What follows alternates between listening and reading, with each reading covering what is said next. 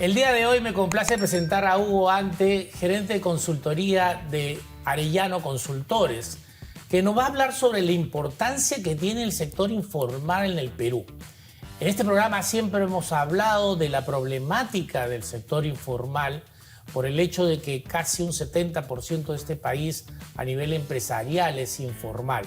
Sin embargo, este estudio o este análisis de Arellano Consultores revisa las ventajas de este sector, cómo podemos competir y cómo podemos aprender de este sector informal, independientemente de que definitivamente la formalización es algo que debería competir a todos, pero hay que dar esas facilidades. Bienvenidos al cliente, Hugo. Muchas gracias, Marco, y muchas gracias por la invitación. Efectivamente, nosotros generalmente en Arellano tratamos de darle a todo una mirada más de mercado. Este trabajo que hemos hecho acerca del mercado informal lo que busca es tratar de poner en valor lo que hace el mercado informal para mantenerse competitivo. De hecho, lo que buscamos en Arellano históricamente siempre ha sido ir poniendo en valor a estas grandes mayorías que en general no siempre se estudian de repente con el detenimiento, con la mirada que nosotros lo hacemos. Eso pasó, ya tenemos 30 años trabajando y eso ha pasado con la clase media. En algún momento comenzamos a poner mucho en valor que el mercado peruano no era un mercado de ricos y pobres, sino un mercado con una clase media muy, muy importante. Se trabajó la segmentación por estilos de vida para que la gente no solamente los vea por lo que tienen, claro, sino también por cómo piensan, cómo son. Lo hicimos en algún momento poniendo en valor la capacidad adquisitiva y la modernidad de los mercados en las periferias. De hecho, impulsamos mucho el desarrollo de los primeros centros comerciales, etc. Lo mismo pasó en su momento con las provincias y así, en este momento, nos interesa comenzar a poner en valor también al mercado informal, que se sepa también que más allá de que vivan o no en la informalidad, hacen muy bien un montón de cosas, claro, y eso hace que sea... es una mirada diferente. Sí. Ahora Hugo, hay varios problemas que genera la definición de la informalidad. Ustedes hablan del que hay un 72% de no formalizarme por un tema básicamente laboral, 91% por un tema de normativa, 80% por un tema tema tributario, y hay una autopercepción de la informalidad, de reconocerse como formal e informal en un 50%. Ahora, este incumplimiento de normas para hacer formalidad, para ser informal, no es porque la gente de alguna manera quiera ser informal, sino es que es el mismo sistema casi que lo obliga porque no tiene estas facilidades para poder emprender y crecer. ¿Tú crees que es así? Yo creo que el sistema hace relativamente complicado el hecho de ser formal, pero en realidad, a ver, primero es que la gente no se vuelve informal porque quiere poner un negocio y piensa mucho en volverse informal. Primero la gente se vuelve comerciante, o sea, decide ser comerciante, emprendedor, etc. Cuando uno empieza, termina en algún mercado donde todos son informales y deciden emprender y tratan de... A ver, y el emprendimiento es para subsistir, no es para generar un negocio que luego va a crecer, etc. Claro. Entonces, al querer subsistir, lo que tratan de hacer es tirar sus costos lo más abajo posible. Claro, y solamente gastar en lo que le agrega valor al consumidor o lo que le agrega valor a ellos. Claro. Entonces, pagar impuestos, entre otras cosas, no es parte de la idea que ellos tienen de un gasto que le agrega valor al consumidor. Por supuesto. Entonces, sí, o sea, terminan entrando en el mundo de la informalidad de esa manera. Nunca fueron formales, se vuelven comerciantes y en principio son informales porque les toca. Tampoco miran una atractividad en ser formales. O sea, comparativamente hablando entre la informalidad y la formalidad, es mucho más beneficioso ser informal porque las condiciones tampoco están dadas para poder ser formal y tener una serie de elementos que te permitan de alguna manera tener una ventaja competitiva versus el mundo informal. Hay algo que me parecía interesante acá en el estudio de ustedes, donde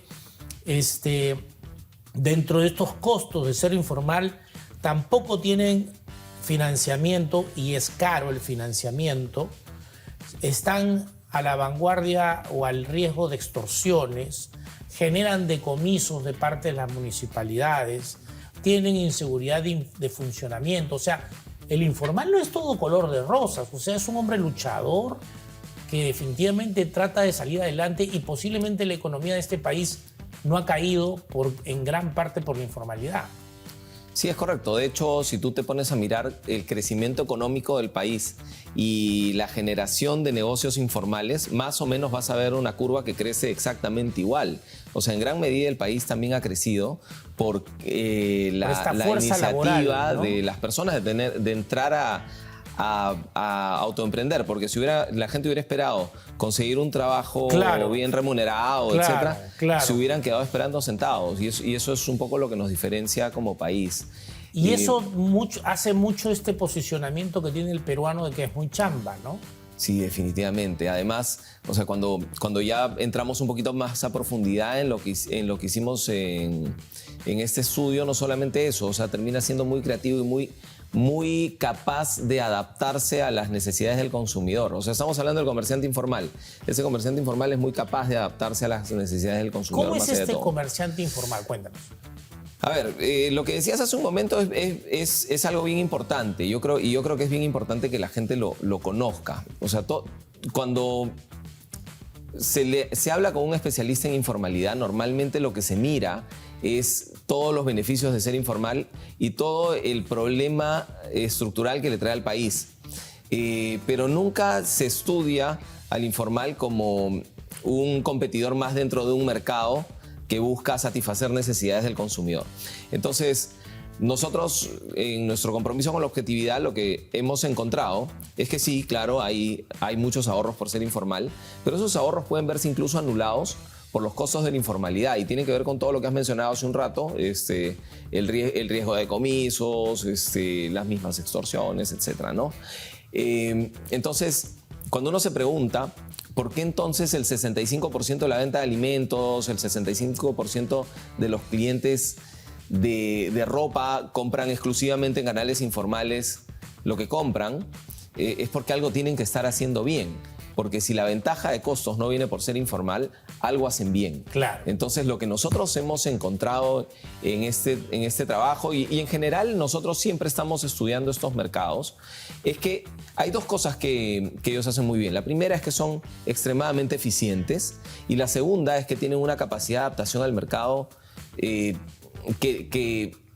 es bastante sobresaliente, ¿ya? Entonces, en lo que tiene que ver con ser eficientes, a ver, si una persona quiere poner un negocio y lo quiere hacer formal, normalmente va a ser una persona con mayor educación y con mayores oportunidades. Entonces va a decir, bueno, yo tengo que tener un sueldo y aparte tengo que tener un margen, porque si yo no trabajo en este negocio, puedo trabajar en otro lado. En cambio, el informal lo que hace es salir a vender y dice, bueno, lo que yo gane ese es mi ingreso. ¿Son empíricos o algunos seguramente habrán tenido algunos estudios, pero están en la calle y analizan más al consumidor posiblemente que muchas empresas formales? Sí, es que tienen más posibilidades de hacerlo. Claro, porque están ahí palpando el mercado día a día. Y están escuchando al cliente todos los días. Exacto. Y como la mayoría son empresas unipersonales, ellos son el dueño, pero también son el comprador y también son el vendedor. Exacto. Entonces son multifacéticos. Claro, y como le dan vuelta al inventario tan rápido, están escuchando que algo se pone de moda hoy día y se voltean, compran lo que se puso de moda y lo venden. Se adaptan muchísimo al mercado. Pero también el hecho de darle vuelta tan rápido a su inventario es que pueden tener stocks pequeños y eso permite que no tengan gastos de almacenamiento, ¿no? Adicionalmente, normalmente ellos aprovechan mucho el espacio, o sea, tratando de bajar los costos de logística. Si tú ves un kiosco en la calle, normalmente pues parece un sitio donde con las justas entra la persona que vende. Claro. ¿Ya? En un metro cuadrado meten un montón de SKUs. Sí, y meten todos los SKUs ahí, exhiben todo. A veces tú ves el kiosco y la exhibición es más grande que el... Y además, normalmente en los kioscos tú vas a ver un listón arriba. Claro. O sea, levantan la tapa de la ventana con la que atienden y hay un listón arriba y parece que es decorativo. Claro. Pero en realidad es su almacén. Claro. No te enseña todo lo que meten ahí. Entonces, lo que terminan haciendo... Son muy creativos en ese sentido.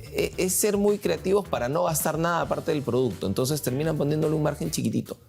Y por eso son tan competitivos. Y por eso son tan competitivos. Hugo, lamentablemente la televisión es poco cruel me parece realmente lo felicito porque me parece un análisis interesante y una mirada distinta, porque siempre se ha satanizado el sector informal, pero ustedes lo que están haciendo es mostrando estas ventajas para saber cómo se compite con el sector informal. Es correcto. Pero también cómo se potencia este sector y se le entiende, porque empezando de entenderlo empieza la solución del problema. Sí, es correcto. ¿No? Y bueno, dame unas palabras finales porque, como te digo, estamos con un problema de tiempo. Sí, no te preocupes. Mira, cuando hay mucho que se habla acerca de cómo solucionar el problema de la informalidad.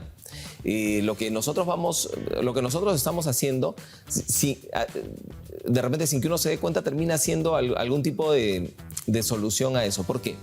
Porque mientras el mercado vea a los informales como una competencia desleal, va a pensar, bueno, yo no tengo cómo competir ahí. Pero si tú te das cuenta que la informalidad gana porque es altamente eficiente, porque es altamente adaptado al consumidor, nosotros podemos comenzar a pensar, oye, entonces sí puedo competir con ellos, porque una institución grande con mayores posibilidades financieras, de todas maneras puede ser bastante eficiente y puede tener bastantes posibilidades de competir. Y una manera importante de reducir la informalidad es poder atender los mercados que atiende la informalidad con negocios formales. De acuerdo. Muchas gracias, Hugo, por haber venido acá al programa El Cliente. Realmente este es un tema crucial. Espero tenerte en un próximo programa, porque no todo se le puede poner en el mismo saco, ¿no? Hay todo el tema de informalidad, como el caso de la minería ilegal, que da definitivamente muchos problemas para el país y que hemos tenido una noticia lamentable en lo que ha sucedido en Patás. Pero en el caso del comercio, que es lo que ustedes han analizado, hay mucho por construir, mucho por aprender y los felicito por este aporte. Te agradezco mucho de haber estado en Cliente. No, muchas gracias, Marco Antonio. Gracias.